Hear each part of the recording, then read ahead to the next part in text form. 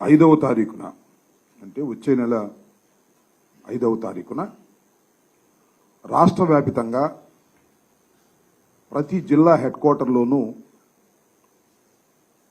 కలెక్టర్ను కలిసి విద్యార్థులతోనూ విద్యార్థుల తల్లిదండ్రులతోనూ వైఎస్ఆర్సీపీ నాయకులతోనూ కలిసి వెళ్ళి ఒక డిమాండ్ పత్రాన్ని ఇవ్వాలని వైఎస్ఆర్ కాంగ్రెస్ పార్టీ నిర్ణయించింది.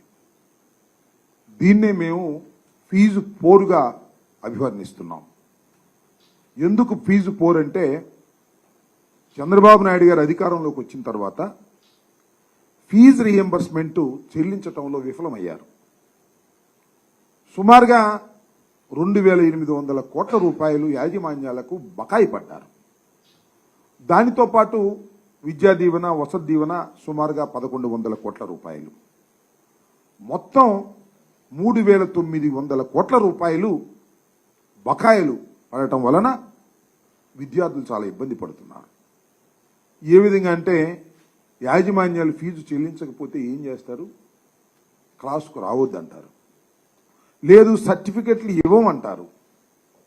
మీరు క్లాసుకు రావాల్సిన అవసరం లేదు, మాకు ప్రభుత్వం కట్టవలసినటువంటి ఫీజులు కట్టడం లేదు, మేము ఎలా నడుపుతాం కాలేజీలను, కళాశాలను, అందువల్ల మీరన్నా కట్టండి లేకపోతే మానేయండి అనేటువంటి ధోరణితో వాళ్ళ మేనేజ్మెంట్ గత్యంతరం లేని పరిస్థితుల్లో వాళ్ళు అలా యాక్ట్ చేస్తున్నారు. ఏం జరుగుతుంది? చివరికి విద్యార్థులు కళాశాలకు వెళ్ళలేని పరిస్థితి. పేద విద్యార్థులైతే ఏ కూలికో నాలికో వెళ్ళి కాలం గడపాల్సినటువంటి పరిస్థితి.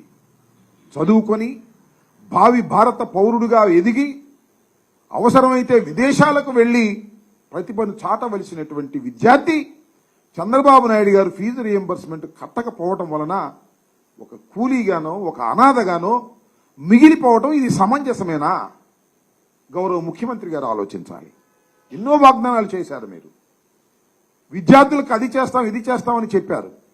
ఇలాంటి సందర్భంలో మాకు గుర్తొచ్చేది డాక్టర్ వైఎస్ రాజశేఖర రెడ్డి గారు.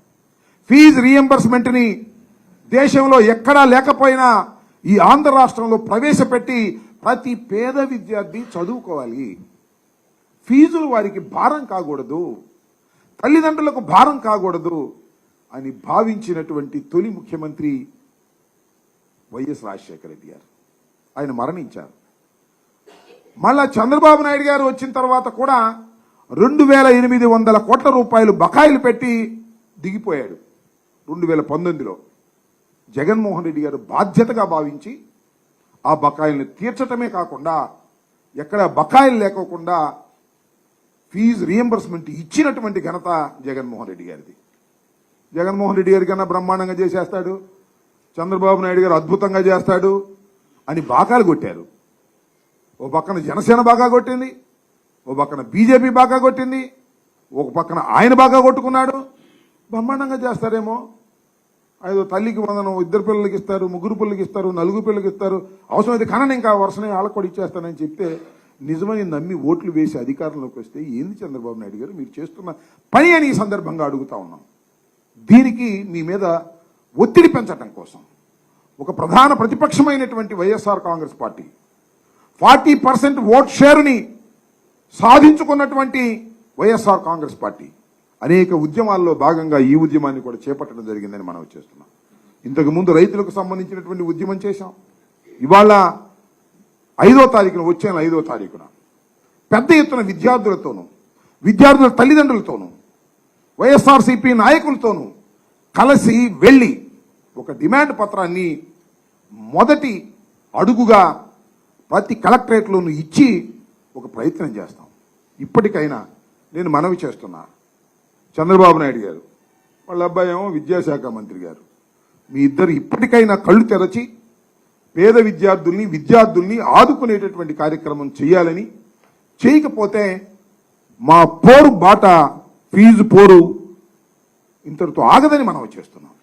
మరింత ముందుకు వెళ్ళి మేము మీ మెడలు వంచేటటువంటి కార్యక్రమం కూడా చేయటం అనేది ప్రజాస్వామ్యంలో ప్రధాన ప్రతిపక్షంగా ఉన్న మా బాధ్యత అని ఈ సందర్భంగా నేను మనవి చేస్తూ, మీరు 5వ తారీఖు లోపల 3,900 కోట్లు చెల్లించేయండి. మాకేం అభ్యంతరం లేదు, శభాష్ అని ఒక స్టేట్మెంట్ కూడా ఇస్తాం మీ మీద. అలా కాకపోతే మాత్రం తీవ్రమైనటువంటి పరిణామాలకి ఈ ప్రభుత్వం ఎదుర్కోవాల్సి వస్తుంది.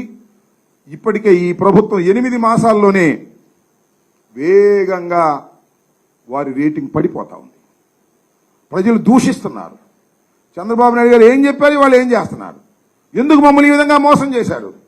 చంద్రబాబు నాయుడు 420 అంటే తెలుగుదేశం వాళ్ళు గావుకేకలు పెట్టారు. ఇవాళ జరుగుతుంది 420 కార్యక్రమమే కదా అనేటువంటి మాట వస్తుంది.